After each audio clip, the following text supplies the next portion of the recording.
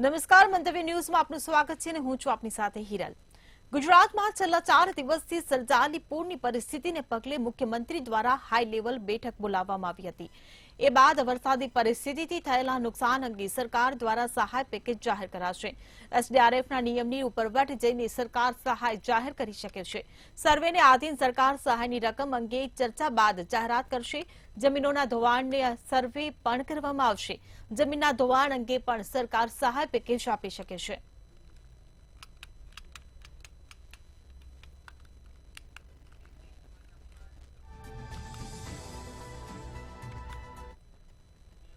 જામનગરમાં વરસાદને કારણે અનેક વિસ્તારો અસરગ્રસ્ત થયા છે, ત્યારે શહેરી વિસ્તારમાં 290 થી વધુ નાગરિકોનું રેસ્ક્યુ તથા 1550 નાગરિકોનું આશ્રય સ્થાનોમાં સ્થળાંતર કરાયું હતું। હાલ સ્થળાંતરિત કરાયેલ લોકોને 1.40 લાખ જેટલા ફૂડ પેકેટ વિતરણ કરાયા છે। તેમજ વરસાદ બંધ થવાને કારણે શહેરમાંથી વરસાદી પાણી ઓસર્યું છે, ત્યારે 14 જેટલા જેસીબી અને 5 ટ્રેક્ટરની મદદથી કાદવ કીચડ દૂર કરવા સહિતની સફાઈ કામગીરી હાથ ધરાઈ છે।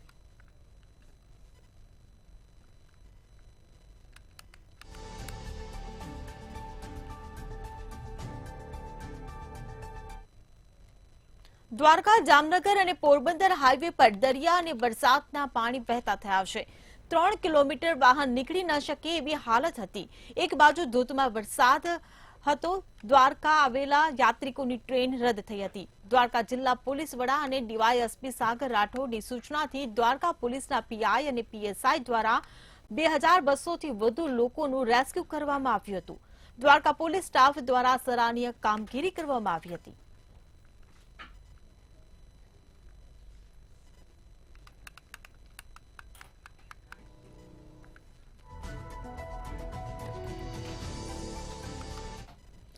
જામનગરમાં વધુ વરસાદને કારણે પાણી ભરાતા લોકો ફસાયા હતા, તો 1500 થી વધુ લોકોનું ફાયર ટીમે રેસ્ક્યુ કર્યું હતું।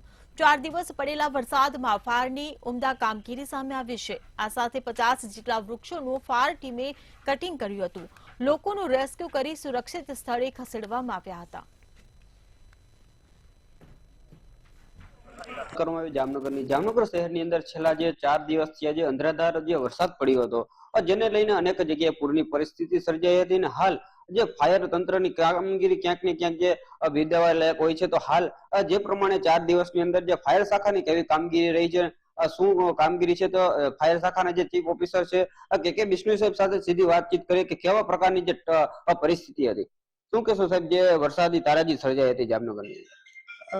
છેલ્લા 4 દિવસથી જે પૂરની સ્થિતિ હતી, જનરલી જેટલા આપણા સિટીનો લાખો તળાવ ફૂલ હતો, પાછળથી રણજીતસાગર ડેમ, નાગમતી, રંગમતી, સસોઈ બધા ડેમ્સ ઓવરફ્લો મોટા પ્રમાણમાં થતા હતા। એટલે લો લાઈંગ એરિયાઝ, ખાસ કરીને જે રિવર કેચમેન્ટ એરિયા છે, એના બેઝના એરિયા છે, એ બધામાં માણસો ઓચિંતાનું, અમે લોકો લગભગ રાતથી જે દિવસ વોર્નિંગ મળી, અમે એનાઉન્સમેન્ટને બધાની પ્રક્રિયા તો કરી હતી, તેમ છતાં અમુક લોકો નહોતા નીકળી શક્યા, કે જે લોકો એમના ઘરમાં જ પાણી વધારે થવાને લીધે ફસાઈ ગયા તેને બચાવવાની પૂરતો પ્રયત્ન કરવામાં આવ્યો હતો અને લગભગ 290 કરતાં વધારે માણસોને રેસ્ક્યુ કરવામાં આવ્યા।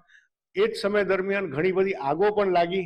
એ આગને પણ વરસાદ ચાલુ હતો તેમ છતાં શોર્ટ સર્કિટ કે બીજા કારણોસર આગ પણ લાગી, એને પણ અમે લોકો ટેકલ કરી। એ પછી સાથે સાથે ઝાડ પણ પડી ગયા હતા, 50 થી વધુ ઝાડની ફરિયાદો હતી, એ પણ આપણે દૂર કરવામાં આવી। અમુક ચેલેન્જીસ પણ હતા, કારણ કે રિવરનો જે વેણ હતો બહુ જ ફાસ્ટ હતો। એમાં અમારા એક વ્યક્તિ તો એક ઇલેક્ટ્રિકલ થાંભલા ઉપર ફસાઈ ગયા હતા, એને બચાવવા માટે પૂરતા ઘણા પ્રયત્નો કરવા, એક બોટ આપણી ફસાઈ ગઈ, બીજી બોટ આની આપણે મોટી કસ્ટમ્સની મોકલી, એ પણ ડેમેજ થઈને ફસાઈ ગઈ। આપણા માણસો પણ સ્ટક થઈ ગયા હતા, પછી છેલ્લે એને એરફોર્સના હેલિકોપ્ટર ચોપરથી આપણે રેસ્ક્યુ કરવામાં આવ્યા। એવા ઘણા ચેલેન્જીસ હતા, પણ મેક્સિમમ જેટલું આપણે કરી શકતા હતા રેસ્ક્યુ કરવાનો પ્રયત્નો કર્યા છે, ને 290 કરતા કામગીરી હતી। સાથે સાથે વરસાદમાં ઘણી જગ્યાએ પાણી પણ ભરાઈ ગયા હતા। ફૂડ પેકેટ્સ કે એવું કંઈ પણ વિતરણ કરવાનું હતું, એ પણ બોટ્સને કોર્પોરેશનની દ્વારા કરવામાં આવ્યું હતું। ચોક્કસ જણાવ્યું કે જે ફાયર શાખાની ટીમ છે ક્યાંક ને ક્યાંક જે બિરદાવાયેલા કામગીરી કરતી હોય છે। હાલ જે પ્રમાણે જામનગરની જે તારાજીની સર્જી હતી, જેને કારણે ફાયર શાખાના યુદ્ધના ધોરણે જે જહેમત ઉઠાવીને 290 થી વધારે લોકોનું રેસ્ક્યુ કરવામાં આવ્યું છે અને સાથે સાથે રેસ્ક્યુની સાથે સાથે ફૂડ પેકેટનું પણ જે વિતરણ કર્યું છે, 1500 થી વધારે લોકોનું જે સ્થળાંતર પણ કરવામાં આવ્યું છે. સાગર સંઘાણી, મંતવ્ય. ગીર સોમનાથમાં સંભવિત વાવાઝોડાની દહેશત જોવા મળી છે, જેને લઈ ઉનાના માછીમારો સાથે મરીન પોલીસે બેઠક કરી હતી. આ સાથે માછીમારોને દરિયો ન ખેડવા માટે પણ સૂચના આપવામાં આવી છે. નવા બંદર મરીન પોલીસ દ્વારા સતત પેટ્રોલિંગ પણ હાથ ધરવામાં આવ્યું છે. દરિયા કિનારે લોકોની અવરજવર પર પ્રતિબંધ મૂકવામાં આવ્યો છે. સંભવિત વાવાઝોડાની અસર છે તે ક્યાંક ને ક્યાંક ગુજરાતના અનેક દરિયા કિનારા ઉપર અને સૌરાષ્ટ્રના દરિયા કિનારા ઉપર જોવા મળી રહ્યું છે. ત્યારે આપણે મંતવ્ય ન્યૂઝની ટીમ પહોંચી છે નવા બંદરના દરિયા કિનારા ઉપર. ત્યારે હું આપણે દ્રશ્યમાં બતાવવા માંગીશ કે આ નવા બંદરનો દરિયો છે તે 5 થી 7 ફૂટ મોજા છે તે ઉછળી રહ્યા છે. ત્યારે ચોક્કસથી કહી શકાય કે જે આ સંભવિત વાવાઝોડાની અસર છે તે ક્યાંક ને ક્યાંક વર્તાઈ રહી છે. ત્યારે ગઈકાલે જે વહીવટી તંત્ર દ્વારા નવા બંદર માછીમારો સાથે પણ મિટિંગનું આયોજન કરવામાં આવેલું હતું. ત્યારે મિટિંગમાં પણ નિર્ણય લેવામાં આવેલો છે કે દરિયામાં ક્યાંક ને ક્યાંક કરંટ જોવા મળી રહ્યો છે, તેને લઈને કોઈએ પણ માછીમારોએ માછીમારી ન કરવા જવા દેવાની પણ સૂચના આપવામાં આવેલી છે. ત્યારે હાલમાં માછીમારોએ પોતાની બોટ છે તે દરિયા કિનારા ઉપર લંગરાવી દીધી છે. કાર્તિક વાજા, મંતવ્ય ન્યૂઝ, ઉના. જામખંભાળિયામાં પંથકમાં છેલ્લા 4 દિવસ વરસેલા ભારે વરસાદે અનેક તારાજીઓ સર્જી છે. પાણીની પાઇપલાઇન તૂટતા શહેરીજનો છેલ્લા કેટલાક દિવસોથી પીવાના પાણી માટે વલખા મારતા હતા. ઘી ડેમ 7 ફૂટ જેટલો ઓવરફ્લો થતા ઘી નદીમાં પૂરની સ્થિતિ સર્જાઈ હતી. તો પૂરને કારણે શહેરને પીવાનું પાણી પૂરું પાડતી પાલિકાની પાઇપલાઇનમાં ભંગાણ થયું હતું. પાલિકા દ્વારા શહેરમાં પીવાનું પાણી નહીં મળતા શહેરીજનો મુશ્કેલીમાં મુકાયા છે. હાલ વરસાદે વિરામ લેતા પાલિકા વોટર વર્કસ દ્વારા લાઇન રિપેરિંગનું કામ યુદ્ધના ધોરણે હાથ ધરાયું છે. હજુ પણ 4 થી 5 દિવસ શહેરીજનો પીવાના પાણી માટે વલખા મારવા મજબૂર બનશે.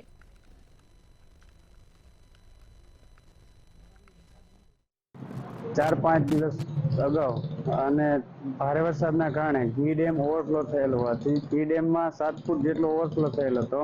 તેના કારણે ખંભાળિયા નગરપાલિકાની વોટરવર્ક્સની જે મેઇન લાઈનો છે, સપ્લાયની લાઈનો જે ઘી ડેમ ઉપરથી પસાર થાય છે, ત્યાંથી એ તમામનું ધોવાણ થઈ ગયેલું છે.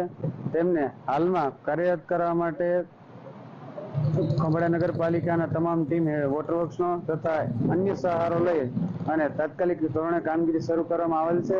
જે તાત્કાલિક પૂર્ણ થઈ હતી વોટર સપ્લાય પાણી સપ્લાય કામગીરી શરૂ કરવામાં આવશે.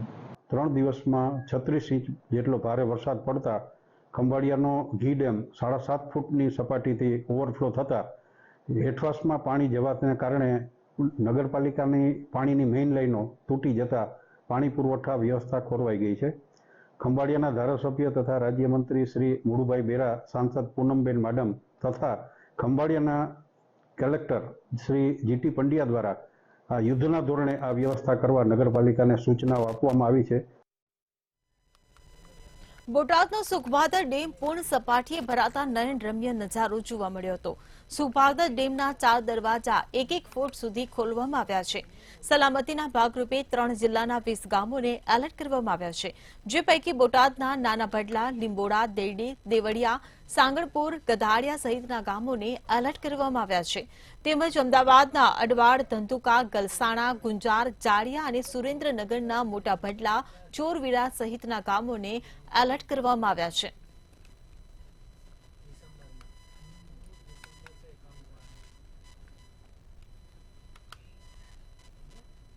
ભાવનગરના બોર તળાવમાં માત્ર 29 ફૂટ પાણી હતું અને પાણી કાપ લાગે તેવી સંભાવના હતી. ત્યારે સૌની યોજનાનો અમલ ધારાસભ્ય જીતુ વાઘાણીએ સરકારમાં કરેલી રજૂઆતને આખરે સફળતા મળી છે. સૌની યોજનાનું પાણી ઠાળવવા મંજૂરી મળી હતી. ત્યારે સિદ્સર ખાતે આવેલા સ્મપ ખાતેથી જીતુ વાઘાણી તેમજ મેયર સહિતના લોકોની હાજરીમાં પાણી છોડવામાં આવ્યું હતું.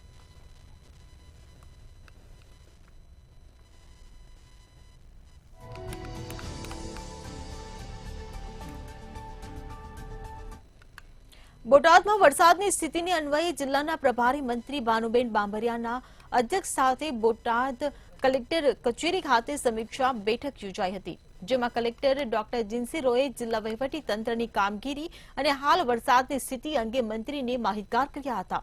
આ બેઠકમાં પ્રભારી મંત્રી ભાનુબેન બાંભરિયાએ સ્થળાંતરિતોને અપાતી સુવિધાઓ નીચાણવાળા વિસ્તારમાં ખાસ તકેદારી, વીજળીના થાંભલાઓ, વાયરોની તપાસ કરી સમસ્યાઓ દૂર કરવા સૂચના આપી હતી.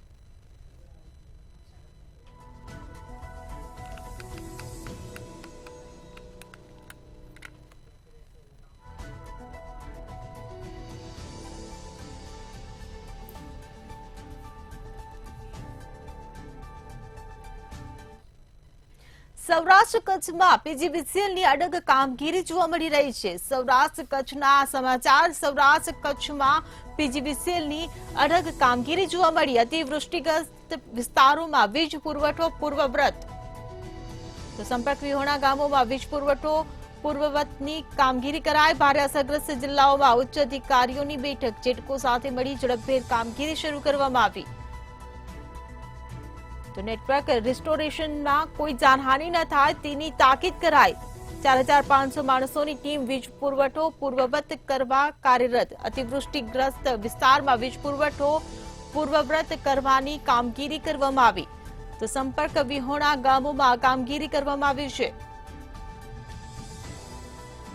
તો સૌરાષ્ટ્ર કચ્છમાં પીજીવીસીએલની કામગીરી કરવામાં આવી. તો અતિવૃષ્ટિગ્રસ્ત વિસ્તારમાં વીજ પુરવઠો પૂર્વવત કરવાની કામગીરી હાથ ધરાઈ. સંપર્ક વિહોણા ગામોમાં વીજ પુરવઠો પૂર્વવતની કામગીરી. ભારે અસરગ્રસ્ત જિલ્લાઓમાં ઉચ્ચ અધિકારીઓને મોકલવામાં આવ્યા. તો જેટકો સાથે મળી ઝડપભેર કામગીરી શરૂ કરવામાં આવી.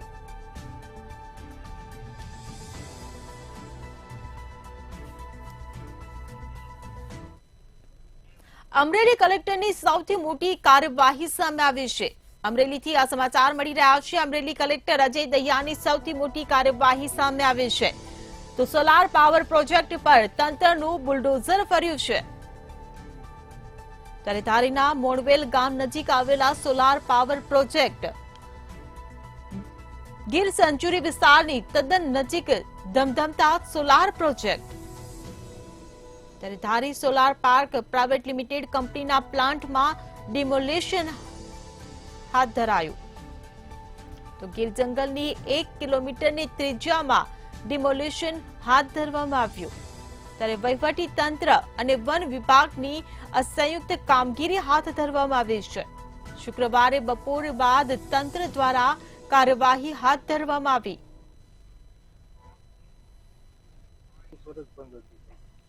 ધારી સોલાર પાર્ક પ્રાઇવેટ લિમિટેડને અગાઉ વર્ષ 2022ની સાલમાં બિનખેતી પરવાનગી આપવામાં આવેલી હતી.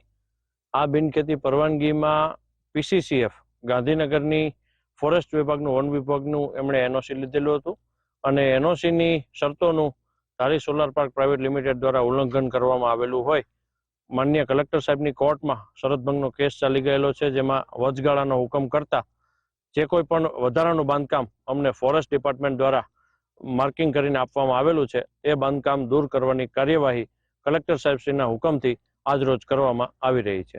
જંગલ વિસ્તારથી કેટલા કિલોમીટરની ત્રિજ્યામાં ડિમોલેશન કરવા? ફોરેસ્ટ ડિપાર્ટમેન્ટના એનઓસીની શરતો મુજબ સેન્ચ્યુરી એરિયાથી 1 કિલોમીટર વિસ્તારમાં જે કોઈ પણ બાંધકામ આવેલું છે અને જે અમને ફોરેસ્ટ ડિપાર્ટમેન્ટ દ્વારા આઈડેન્ટિફાઈ કરીને આપવામાં આવેલું છે તેને અત્યારે ડિમોલિશન કરવાની કામગીરી ચાલી રહી છે. સર, આ કેટલા એરિયામાં છે? બાંધકામ કેટલા એરિયામાં દૂર કરવા? બાંધકામનું ચોક્કસ ક્ષેત્રફળ તો ફોરેસ્ટ ડિપાર્ટમેન્ટ એમને માર્કિંગ કરીને દીધું છે. ચોક્કસ ક્ષેત્રફળ મને ખ્યાલ નથી. સર, કેટલા દિવસ? ભાવનગરમાં જન્માષ્ટમીના દિવસે મારામારીનો બનાવ બન્યો હતો.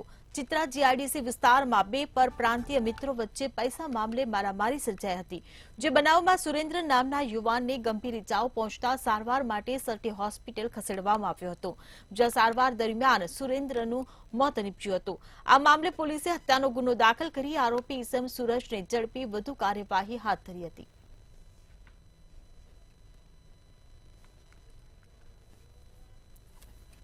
આરોપી સુરેશકુમાર રાજભર ઉશ્કેરાઈ અને પાસે પડેલો જે લાકડાનો ધોકો આ કામના ભોગ બનનાર સુરેન્દ્ર કુમારને માથામાં મારતા બાદમાં આ જે ભોગ બનનારને સરટી હોસ્પિટલમાં દાખલ કરવામાં આવેલ અને આજે તેનું મૃત્યુ નિપજ્યું છે. આ કામે હત્યાનો બનાવ બનેલો હોય નામદાર કોર્ટમાં કલમ ઉમેરાની કાર્યવાહી કરવામાં આવેલા છે તથા જે ભોગ બનનાર જે છે એનું ઇન્ક્વેસ્ટ ભરી આ કામે પીઆઈ શ્રી ડાભી તપાસ ચલાવી રહ્યા છે. રાજકોટમાં માનસિક રીતે અસ્વસ્થ માતાને ખુદ પુત્રે ગળે ટૂંપો દઈ હત્યા નિપજાવ્યા બાદ સોશિયલ મીડિયા પર I killed my mom miss to mom તેવું સ્ટેટસ મૂકતા ચકચાર મચી ગઈ હતી. ગાંધીગ્રામ પોલીસે આરોપી પુત્રની અટકાયત કરી વધુ તપાસ હાથ ધરી છે. માતા અવારનવાર અપશબ્દો બોલી ઝઘડા કરતા હોવાથી કંટાળીને તેની હત્યા કર્યાનું આરોપી પુત્રએ પોલીસ સમક્ષ રટણ કર્યું હતું. માતાની હત્યા કર્યા બાદ તેના મિત્રએ 108ની અને પોલીસને જાણ કરતા 108ના સ્ટાફે સ્થળ પર જઈ જ્યોતિબેનને મૃત જાહેર કર્યા હતા.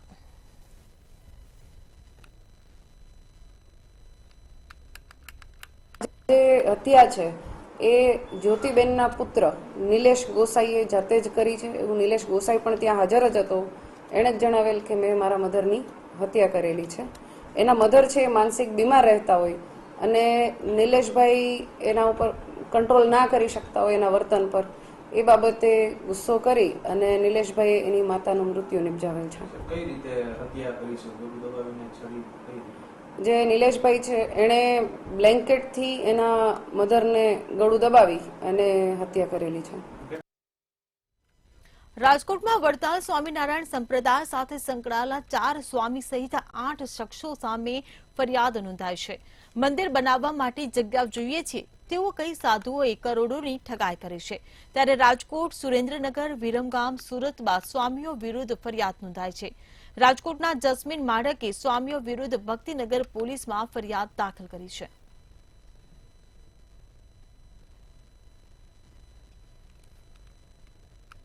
વીઘા જગ્યા માટે આ લોકો સ્વામી અમને એ રીતે કીધું હતું અને એ રીતે સ્વામી આવી રીતે અમારા જેવા અન્ય 7 લોકો સાથે ની એફઆઈઆર થઈ ગયેલી છે અને હજી બીજા અન્ય 5 લોકોની એફઆઈઆર ભૂગર્ભમાં હોવાથી અરજી સ્વરૂપે એની ફરિયાદ થવાની બાકી છે. આ એક ટાઈપનું બોર્ડર ઓપરેશનથી સમગ્ર ગુજરાતમાં કૌભાંડ ચલાવે છે. અત્યાર લગી સ્વામિનારાયણ સંપ્રદાય લેડીઝમાં બદનામ હતા, જળમાં બદનામ હતા, હવે પૈસા જે પણ બદનામ થવા હાલી નીકળ્યા છે.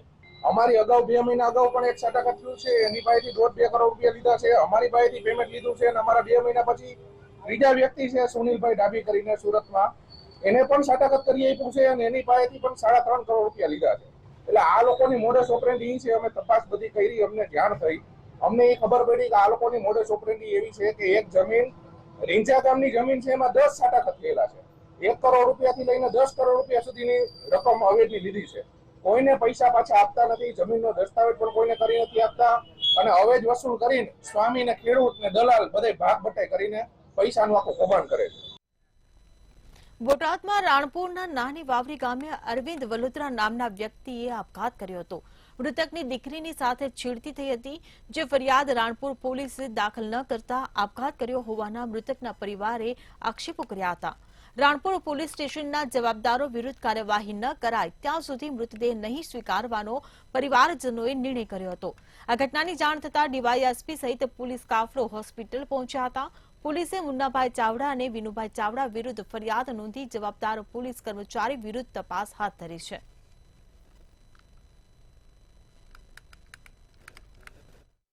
જેમાં મુન્નાભાઈ ચાવડા તથા વિનુભાઈ ચાવડા આ બંને વિરુદ્ધ અબેટમેન્ટ ઓફ સુસાઇડ જે છે તે અંગેની ફરિયાદ છે તે આપવામાં આવી છે.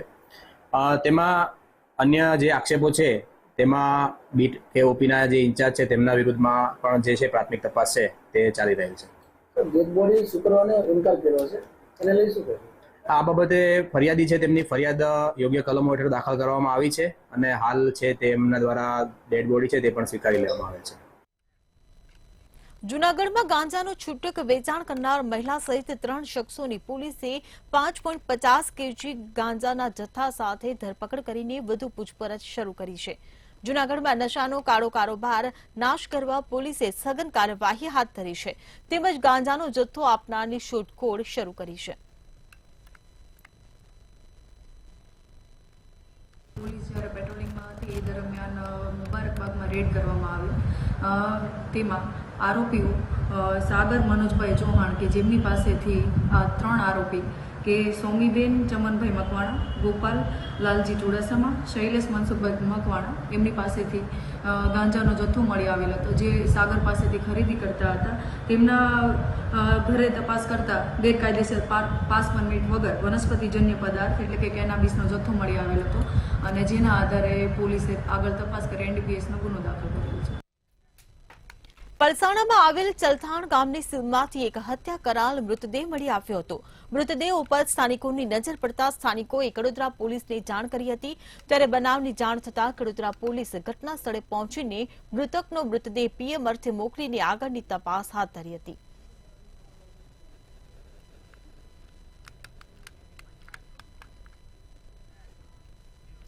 ધી ઓલપાડ સાયણ કીમ નાગરિક ધિરાણ સહકારી મંડળીની 56મી જનરલ સભા યોજાઈ હતી. મંડળીના પ્રમુખના અધ્યક્ષસ્થાને કુટાઈ માતાના મંદિરના હોલમાં સભા યોજવામાં આવી હતી. 3557 સભાસદો ધરાવતી મંડળીની સભામાં એજન્ડાના કામો સર્વાનુમતે મંજૂર કરવામાં આવ્યા હતા.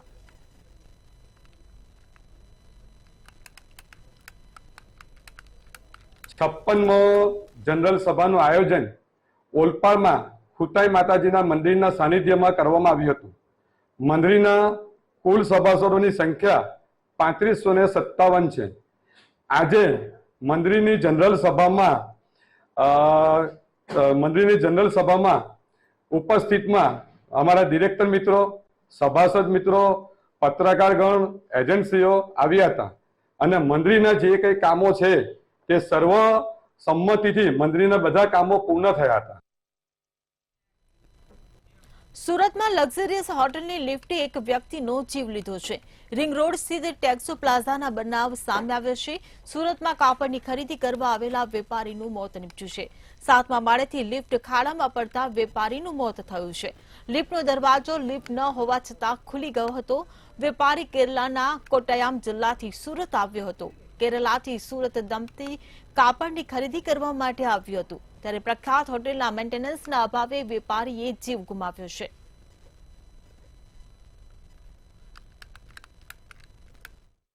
और मैंने यहाँ कपड़े लेने आए थे, शॉपिंग के लिए आए थे. हम लोग 4 बजे आए और 6 बजे के बाद ये बाहर गए कुछ सामान खरीदने के लिए. तो कुछ देर बाद जो रिसेप्शन से कॉल आया कि नीचे आओ, हॉस्पिटल जाना है.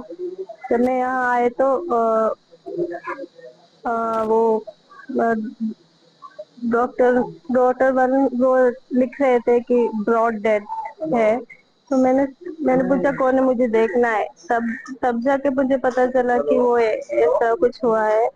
तो तब मैंने हॉस्पिटल वाले ने ही मुझे बोला कि होटल से बॉडी मिली है. કેરલાથી સુરત કપડાના ખરીદી કરવામાં જે એક કપલ જે આવેલા હતા એ લોકો ટેક્સ પ્લાઝા રિંગ રોડ ઉપર રહેવા માટેનું પસંદ કર્યું હતું હોટલમાં. અને એ હોટલના 7મા માળે એમને રૂમ મળ્યો હતો. એ 7મા માળેથી એમને સામાન લગેજ ને બધું મૂક્યા પછી કઈ કારણસર બહાર જવાનો પ્રયત્ન કર્યું છે. એટલે એમના જે હસબન્ડ છે, જે વિક્ટીમ છે, જે આ જે કામની અંદર જે મૃત્યુ પામનાર જે વ્યક્તિ છે, એ વ્યક્તિ લિફ્ટને બટન દબાવ્યું હશે એવું એમના મિસિસ, એમના વાઇફના જે કહેવાથી એમને બટન દબાવ્યું હશે. તો બટન દબાવ્યા પછી લિફ્ટ એનાથી બી ઉપરના માળે ચાલ્યું ગયો. એટલે લિફ્ટના જે લાઇટ ને એ બધું જોતા એમને એવું લાગ્યું છે પછી લિફ્ટ આવી ગયું છે. તો એને લિફ્ટ ખોલવાનો પ્રયત્ન કર્યું દરવાજા, તો દરવાજો બી ખુલી ગયો અને લિફ્ટ એ જે જગ્યા પર ઉપસ્થિત નહોતો. એટલા માટે એ ખાડામાં પડવાનો એમને વારો આવ્યો છે. ખાડામાં પડીને એમનું મોત થયું છે. સમાચારોની અપડેટ સાથે ફરી મળીશું. ત્યાં સુધી મંતવ્ય ન્યૂઝ પર નિહાળો સીધો સંવાદ અમારા સહયોગી લખમા સાથે.